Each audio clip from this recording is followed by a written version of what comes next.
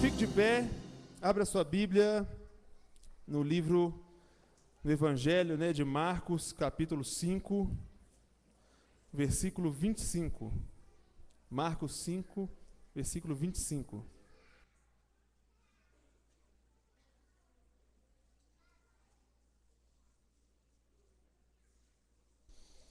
Hoje à noite a gente vai falar sobre milagre, sobre causas impossíveis e sobre o poder de Deus. Amém? Todos acharam? Diz o seguinte, Marcos 5, versículo 25. Grande multidão o seguia, comprimindo-o. Aconteceu que certa mulher que havia 12 anos vinha sofrendo de uma hemorragia e muito padecera a mão de vários médicos, tendo despedido tudo quanto possuía, sem contudo nada aproveitar, antes pelo contrário, indo a pior, tendo ouvido a fama de Jesus, vindo por trás dele, por entre a multidão, tocou-lhe a veste. Porque dizia, se eu apenas lhe tocar as vestes, ficarei curada. E logo se lhe estancou a hemorragia e sentiu no corpo estar curada do seu flagelo. Jesus, reconhecendo imediatamente que dele saíra poder, virando-se no meio da multidão, perguntou, quem me tocou nas vestes? Responderam-lhe seus discípulos, vês que a multidão te aperta e dizes, quem me tocou? Ele, porém, olhava ao redor para ver quem fizera isto. Então a mulher, atemorizada e tremendo, cônscia do que nela se operara, veio, prostrou-se diante dele e declarou-lhe toda a verdade. E ele lhe disse, filha, a tua fé te salvou. Vai-te em paz e fica livre do teu mal. Curva a sua cabeça. Senhor Deus, eterno Pai, está, ó Deus, falada, lida a tua palavra. Eu te peço, ó Deus, que esta palavra que não volta vazia jamais, venha gerar fruto no coração de cada homem, de cada mulher esta noite. Pai, aqueles que entraram aqui buscando algo, ó Deus, uma cura, uma libertação, ó Deus, de um vício, de algum problema familiar, de um trauma. Deus, em nome de Jesus, aqueles que precisam de um milagre na vida financeira, da salvação de um ente querido, Deus, eu te peço que esta noite venha ser a noite do milagre, ó Deus, porque nós sabemos que a presença do Senhor se faz real neste lugar, e onde o Senhor está, algo novo sempre acontece, o milagre sempre o acompanha, porque o Senhor é Deus, e o Senhor é o Deus dos impossíveis. Por isso eu te peço em nome de Jesus, Espírito Santo, comece a passear no nosso meio, comece a tocar os corações, abra os olhos espirituais, ó Pai, que nenhuma distração, que nenhum, ó Deus, levante de Satanás para impedir que a tua palavra chegue aos corações. Venha, ó Deus, ter fruto, Senhor, em nome de Jesus. E eu te peço, ó Deus, fala conosco esta noite, em nome de Jesus. Amém.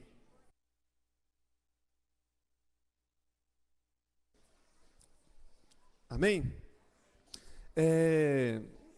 Essa não é uma parábola, né? Não foi algo que Jesus contou para ilustrar alguma coisa. Foi algo que realmente aconteceu. Jesus, ele era o cara, né? Hoje a gente vê várias pessoas aí que são famosas, que estão na mídia, e por onde essas pessoas estão, uma multidão sempre segue elas. Por exemplo, eu até citei esse exemplo já. Se a gente está ali no Betânia fazendo uma compra no EPA, de repente você sai, aí o Neymar está lá. Acabou de sair do EPA com a sacolinha. Imagina a confusão que ia ser. É ou não é? Tinha gente parando o carro para tirar foto, para postar no Instagram, e aquele negócio, o Neymar está no EPA, e ele está aqui no Betânia, aí todo mundo, já vinha gente da Salgado Filho, ali do Bar das Indústrias descendo, das casinhas, pulando até dentro do Rei Arrudas, para ver o Neymar e tirar uma foto com ele, estar perto dele, e a multidão comprimindo ele. E eu faço a pergunta, o que o Neymar já te deu? Nada. No máximo uns gols de vez em quando, mas que no final não muda nada na nossa vida.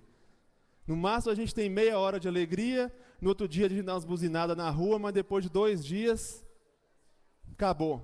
É ou não é? Ou você levanta todo dia e fala assim, nossa, nós somos tetracampeões. Não, eu acordei, eu sou pinta. Não, é uma coisa que acontece e passa, né? Não traz nada de vantajoso para as nossas vidas. E por isso a gente imagina, então, Jesus naquela época. Jesus era um cara famoso, porque a Bíblia, em vários pontos, fala que a fama de Jesus corria célere por toda a região da Galileia, na Judéia, em Samaria e etc. Mas Jesus, ele tinha algo para dar para as pessoas. Ele não era igual o Neymar, um cara estiloso só, que fazia algo de interessante, mas que não mudava a vida das pessoas. Jesus, ele mudava, ele transformava. Jesus, se tinha uma pessoa enferma, ele curava. Se tinha uma pessoa morta, ele ressuscitava. Se tinha alguém possesso, alguém cativo, ele ia lá, repreendia os demônios, a pessoa era liberta. Ou seja, ele sempre tinha algo para oferecer para as pessoas. Ninguém que chegava perto de Jesus, com um coração puro, com um coração limpo, com uma motivação correta, saía de mãos vazias. Porque ele sempre tinha algo para dar, sempre tinha algo para repassar. Sempre algo acontecia por onde Jesus andava. Era maravilhoso, não era, gente? A gente lendo? E eu gostaria de falar que esse mesmo Jesus está aqui esta noite. E ele conhece o seu coração. Ele sabe qual que é a sua necessidade. Ele conhece a motivação do seu coração. E se você estiver aqui com a motivação correta, se você está sendo fiel àquilo que ele pede, algo vai acontecer na sua vida hoje. Porque a palavra dele não volta vazia. O mesmo Jesus que andou por toda parte, fazendo bem, curando os enfermos, expulsando os demônios, é o mesmo Jesus que mais de 2000 anos, depois da sua morte e ressurreição, ele está vivo e ele está aqui esta noite. E eu tenho certeza que se você tiver fé, você não vai voltar com as suas mãos vazias para sua casa. Amém?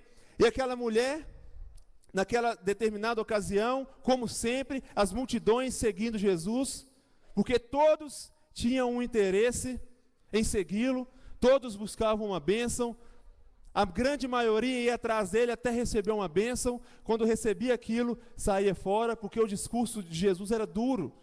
Jesus falava de ser discípulo, Jesus falava de negar a sua carne, Jesus falava de ser obediente, Jesus falava de carregar a sua cruz. E quando Jesus falava daquelas coisas mais estreitas assim, os papos mais retos, aí muitos ia saindo fora.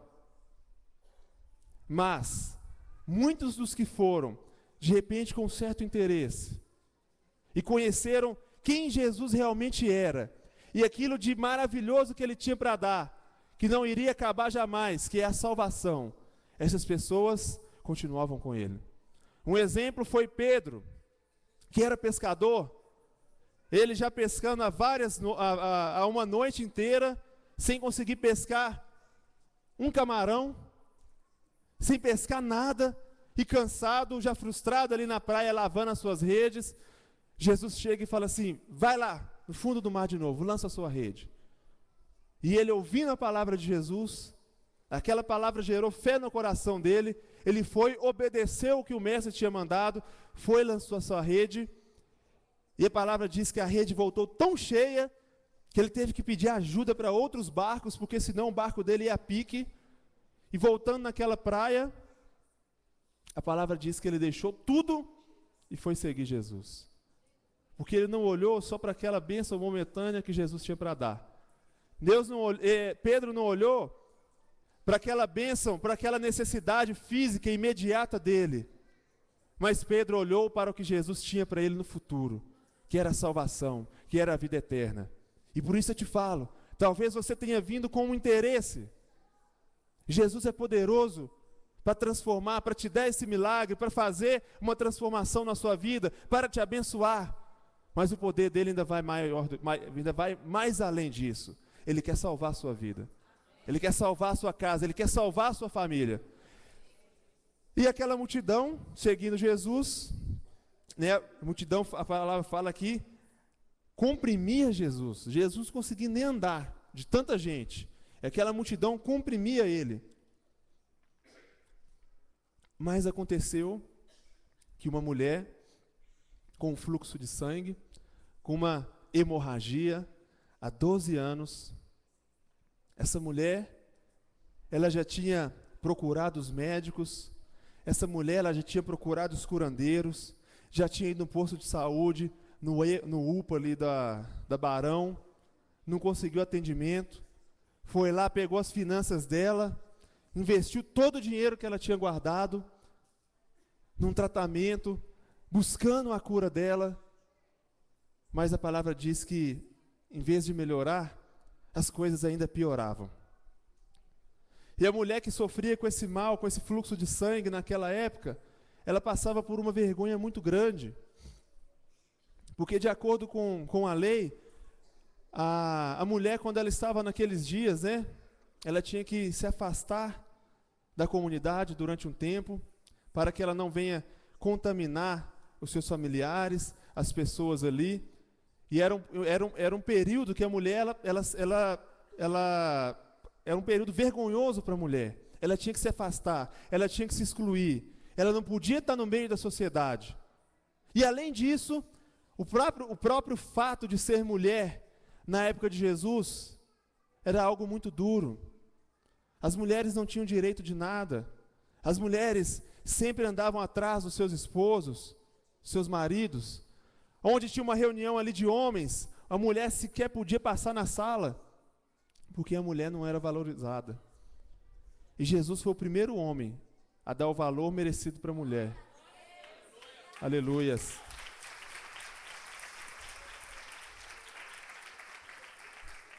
Quando aqueles homens pegaram ali suas pedras para apedrejarem aquela mulher por causa do pecado dela, Jesus disse: quem nunca cometeu um pecado, atire a primeira pedra. Então Jesus, ele nivelou todo mundo. Homens, mulheres, pobres, ricos, feios, bonitos, pretos, brancos, índios, africano, coreano, europeu, somos todos nivelados. Amém? Pela graça de Jesus. Então, aquela mulher, ela ouvindo falar de Jesus. Interessante aqui que eu imagino que ela estava na sua casa, uma mulher sangrando, sofrendo de uma hemorragia há 12 anos. Com certeza ela não era das mulheres mais fortes. Quando a gente machuca um dedo, sai um sanguinho ali, a gente já quer ligar para o serviço, falar que não vai dar para ir trabalhar. Tem gente que já desmaia, tem gente, você vai ver, cortou assim, ó. Agora você imagina uma mulher sangrando, hemorragia, durante 12 anos consecutivos. Aquela mulher talvez ela se encontrava ali no fundo do seu quarto, abatida, cansada, fraca, humilhada, esquecida pela sociedade. Ser mulher durante um período de uma semana, durante um mês, ela tinha que ser excluída. Imagina como que era a vida daquela mulher. O grau de esquecimento, a vergonha que ela passava por causa da situação da vida dela. Muitas vezes, o seu estilo de vida hoje tem te causado vergonha. Vergonha frente aos seus familiares, vergonha frente aos seus amigos, vergonha frente à sociedade. E o que o inimigo quer é te jogar no canto escuro lá do seu quarto.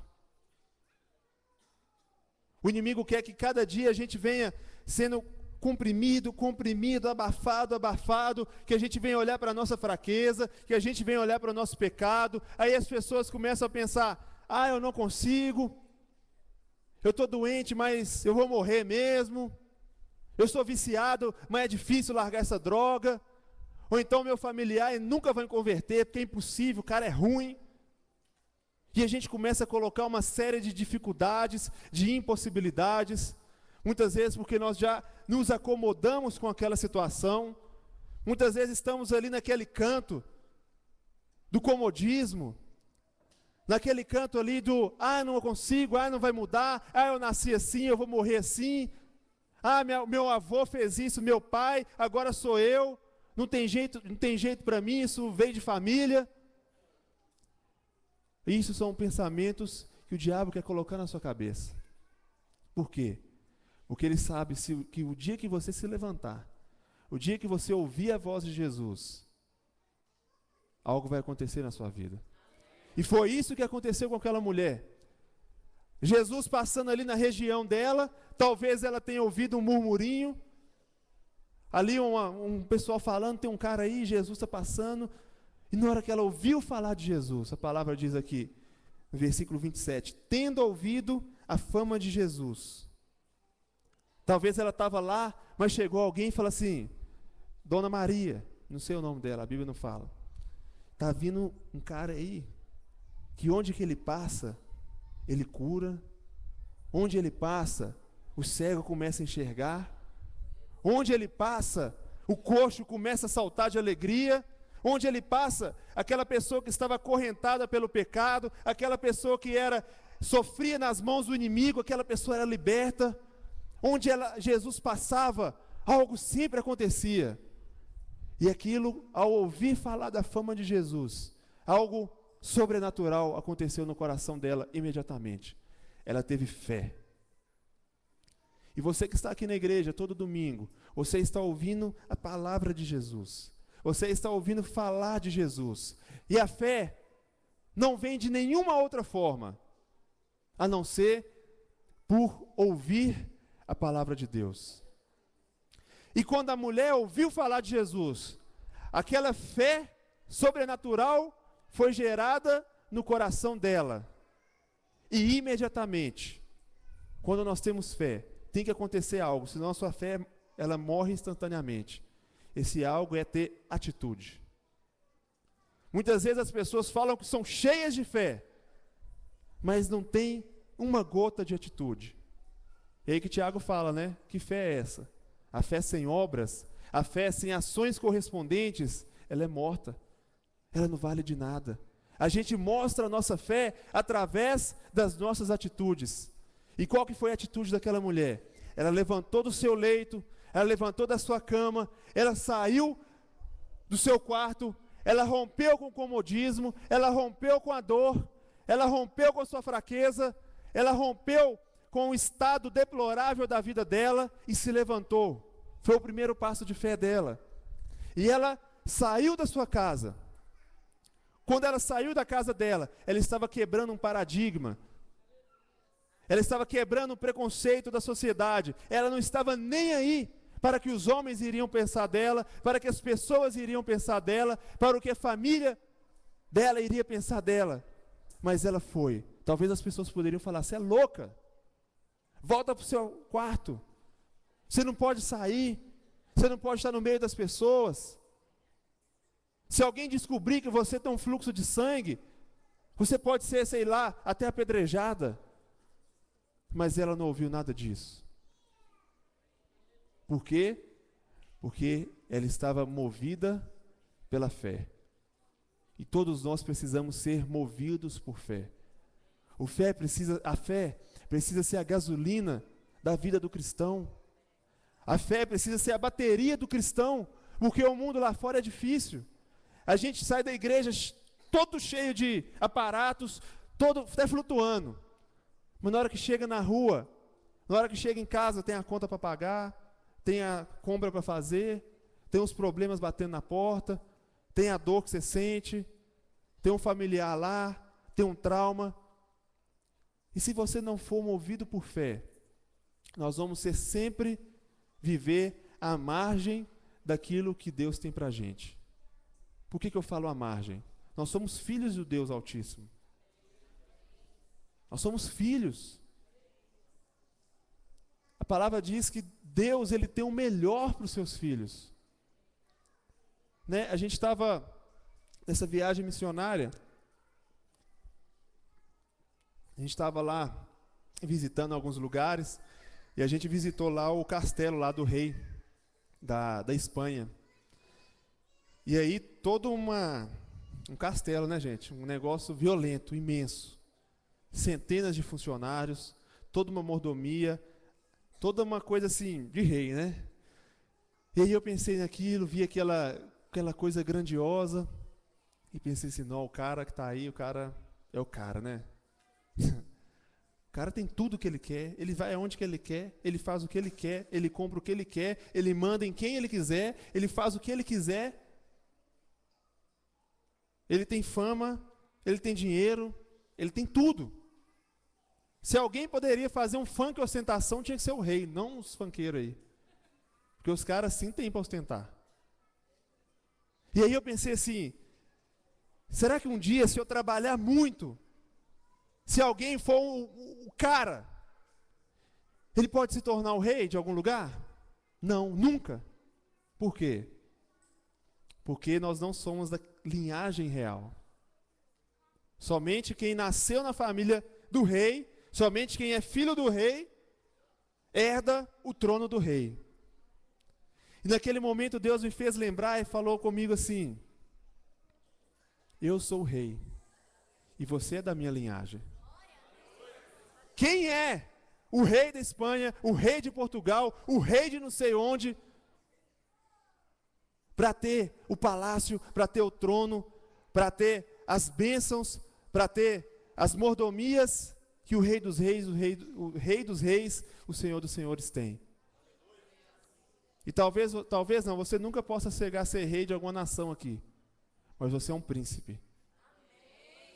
Você é uma princesa. Você é filho do rei. E filho não tem que bater na porta e pedir permissão para entrar. Filho, entra. Filho tem o melhor do seu pai. E muitas vezes isso me fez causar um desconforto muito grande, porque eu tenho visto pessoas, crentes, andando de cabeça baixa. Ah, porque está difícil. Ah, porque eu estou com esse problema. Ah, porque está complicado. Porque eu estou para ser despejado. Porque está acontecendo isso, está acontecendo aquilo. E a gente vai só olhando para os nossos problemas, para as nossas fraquezas, para as nossas para as nossas falhas, e esquecemos de olhar para quem nós somos filhos. Nós esquecemos de olhar para o nosso Pai, que está no trono, que tem o melhor para as nossas vidas.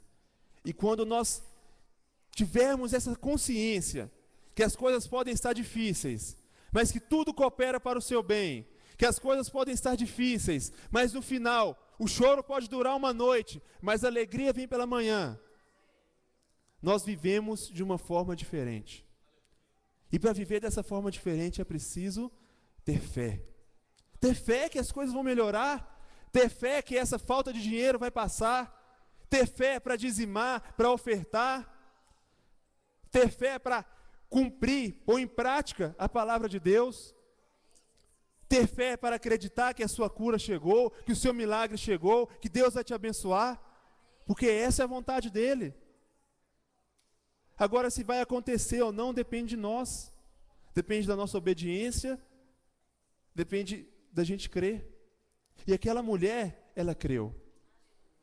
E ela rompeu com o seu comodismo. Ela rompeu ali com o seu quarto. Ela rompeu com a sua fraqueza. Ela rompeu com o que as pessoas iriam pensar dela. Mas quando ela chega para ver Jesus, tinha uma multidão. Era mais uma barreira que ela tinha que vencer. E alguém já esteve num lugar muito cheio, tipo um show, que você tem que ir de uma ponta até na outra? Alguém já passou por uma experiência assim? Um lugar muito apertado, centenas de pessoas, um show. Acho que pode exemplificar melhor é um show, né? E aí você tem que ir de uma ponta para outra. Dá trabalho ou não dá? Você pisa num pé, um outro te pisa, aí você barra, o outro fica parado à sua frente, e você dá uma volta, dá uma outra, passa por baixo da perna de um. Depois de meia hora você chega no lugar. É ou não é assim? Agora você imagina a dificuldade que aquela mulher encontrou para ela chegar até Jesus. Uma mulher que há 12 anos sofria, uma mulher que estava fraca, uma mulher que era completamente doente, que a sua situação estava cada vez pior. E ela rompeu com aquela multidão, porque ela tinha um foco, e o alvo dela era Jesus. E nada poderia impedir dela chegar em Jesus. Poderia ser multidão, poderia ser demônio, poderia ser principado, potestade. Nada iria impedir dela chegar ali no alvo dela, que era Jesus. E a gente precisa ter esse mesmo sentimento. Em vez de a gente ficar olhando para a nossa fraqueza, em vez de a gente ficar olhando para a nossa falha, a gente olhar para Jesus. Pedro, quando começou a andar sobre as águas, enquanto ele olhava fitamente para Jesus, e ele cria na palavra de Jesus que disse, vem, ele foi indo, Mas quando ele olhou para a tempestade, na hora que ele olhou para o trovão, na hora que ele olhou para as águas revoltas, ele começou a afundar. E muitas vezes a gente está afundando, a gente não consegue levantar, a gente não consegue dar um passo de fé, porque a gente está olhando para o que está acontecendo ao nosso redor. Ah, o Brasil está em crise, eu não vou dizimar. Ah, o trem está feio, eu não vou sair de casa. Gente, é a hora da gente colocar em prática a palavra de Deus. É hora da gente colocar em prática. Jesus, Ele tem o melhor para mim. Jesus, Ele tem a minha cura. Jesus, Ele tem a minha libertação. Então o Brasil pode estar em crise. Pode, não sei quem ganhar a eleição. Pode acontecer isso, pode acontecer aquilo. Pode estar dando tiroteio para todo lado. Mas eu vou olhar para o meu mestre. E eu só vou parar quando eu tocar nele. Quando eu ter uma experiência com ele. Quando eu receber a minha cura. Quando eu tiver a minha libertação. Quando eu tiver a minha salvação. E aquela mulher furou aquele bloqueio, entrou no meio daquela multidão, e a gente imagina aquela mulher já afobada, doida para ver Jesus, e ela, quando ela vê Jesus, ela já pega, a gente imagina, né? Ainda bem que a Bíblia é bem clara, que ela já chega em Jesus, dá um abraço nele, Jesus, pega pelo braço, me cura, apavorada. Vê uma imagem de show também, né? Já viu quando tá aquele show lá, ainda mais esses caras, esse roqueiro aí, internacional. Aí chega um cara, invade o palco, abraça o cara tocando lá e já sai assim. Já viram? Não, né? Só eu que vi. Beleza. Por quê? Porque a pessoa fica desesperada, quer ver a pessoa, quer encostar na pessoa, quer tocar a pessoa. Mas a palavra de Deus diz que ela apenas tocou na orla da veste. O pastor me corrija se eu estiver errado. Naquela época o judeu usava o talit, né? Não é isso? E Jesus provavelmente estava com ele, né? Talit. E nas 4 pontas tinha as franjinhas, que se chamava tzitzit, isso. Eram as franjinhas, uns fiapinhos, trazendo português de hoje. Não é mais ou menos isso? Uma franjinha. E ela tocou naquela franjinha de Jesus, da blusa dela. Ela não precisou de rasgar a roupa de Jesus, ela não precisou de chamar a atenção de Jesus, ela não precisou de desesperar. É o que muitas vezes nós fazemos. A gente vai no monte, Jesus, olha para mim, eu não aguento mais. E o desespero. Já viu criança quando está ali no bercinho e começa a chorar, e aquele desespero, e você fala assim, não, o menino está morrendo, deixa eu lá. Na hora que você vai ver que tênis ficou virado e deu uma sombra no teto, aí está pensando que é um bicho. Aí você chega, acende a luz, não, meu filho, calma, toma aí, resolveu. E muitas vezes a nossa reação para com Deus, a gente está desesperado, gritando, chorando, doido. Mas a gente, como diz lá a palavra, aquietar e saber que Ele é Deus, descansar no Senhor, aquietar, no original ali significa aprofundar. O que significa isso? Você está doido para ficar livre de não sei o quê, está atrás da sua cura, então em vez de desesperar, procure conhecer o Senhor, busca Ele, ore, espera nele, confie. Toca na veste dele, na pontinha, na franjinha da roupa. Talvez a gente não precisa de... Às vezes a gente espera que a nossa cura, que algo aconteça na nossa vida de uma forma muito extraordinária. Mas não. Aquela mulher tocou na orla da veste. E na hora, imediatamente, ela foi curada. A enfermidade dela, a hemorragia, foi estancada. E Jesus percebeu que nele tinha saído o poder. E procurou saber quem tinha encostado nele. E aquela mulher tremendo, ela já sabia que ela tinha sido curada, ela se prostrou diante de Jesus. E Jesus falou, filha, vai, porque a tua fé te salvou. Jesus nem falou de cura, mas falou de salvação. Talvez você esteja buscando algo de Jesus, uma bênção material, um milagre, uma causa impossível. Isso para ele é fichinha. mas o que Ele quer é o seu coração. Ele quer te salvar. Ele quer te dar a vida eterna. Amém? Vamos colocar de pé, vamos orar?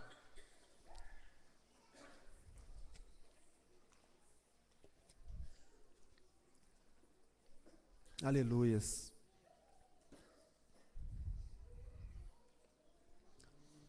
Tem alguém aqui esta noite que gostaria de tomar uma atitude de fé e entregar sua vida para Jesus? Talvez você tenha buscado alegria, o sentido de viver em tantas coisas, em bebidas, em festas, em religiões. Mas uma coisa eu te digo, só Jesus é o verdadeiro sentido da vida. Por quê? Porque Ele é o autor da vida. Então Ele entende de vida. E nada melhor do que você entregar a sua vida para Ele. Tem alguém aqui esta noite que gostaria de tomar essa decisão? Levante sua mão. Nós vamos orar por você. Tem alguém aqui esta noite? Amém. Não tem ninguém. Vamos orar então. Aleluia. Santo, santo é o teu nome, Deus. Pai, em nome de Jesus, nós entronizamos o Senhor aqui esta noite, ó Pai, porque o Senhor é santo, o Senhor é digno, ó Deus. Pai, nesta noite eu te peço, ó Deus, que o Senhor venha tocar a vida de cada um aqui, Deus. Se há alguém aqui com uma enfermidade, se há alguém aqui com uma causa impossível, se há alguém aqui esta noite, ó Pai, buscando um milagre, buscando algo do Senhor, que precisa, ó Pai, que já buscou em tantos outros lugares, mas não recebeu aquilo que precisa. Deus, em nome de Jesus, a Tua palavra foi ministrada. Nós sabemos que o Senhor é poderoso, ó Pai, para fazer o impossível se tornar real. E esta noite nós ministramos a cura do Senhor esta noite. Nós ministramos o milagre do Senhor esta noite. Pai, em nome de Jesus, toca na necessidade de cada um aqui. Em nome de Jesus eu te peço, Senhor, que essas pessoas venham testemunhar do Teu poder, mas que acima de tudo elas venham saber que o Senhor tem a salvação, que o que o Senhor tem para essas vidas é a eternidade, não é algo passageiro. Por isso eu te peço, ó Pai, em nome de Jesus, conceda esses desejos, ó Pai, aos corações quebrantados, aqueles que choram, aqueles que têm buscado do Senhor uma resposta. Pai, que esta noite venha ser um marco nas vidas, ó Pai, que esta noite venha ser uma noite de alegria, que esta noite as pessoas venham conhecer da Tua presença, que as pessoas, ó Pai, ouviram falar do Senhor aqui esta noite, mas que elas venham, ó Deus, ter fé, uma fé sobrenatural em seus corações, e que essas pessoas, ó Deus, ao tomar uma decisão, ó Deus, ao lembrar daquilo que elas precisam, elas possam ter a atitude de tocar no Senhor, Pai, porque eu tenho certeza que do Senhor há sempre poder reservado para transformar essas vidas, ó Pai. Por isso esta noite nós ministramos a cura, a libertação, ó Pai, em nome de Jesus. Aleluias, aleluias.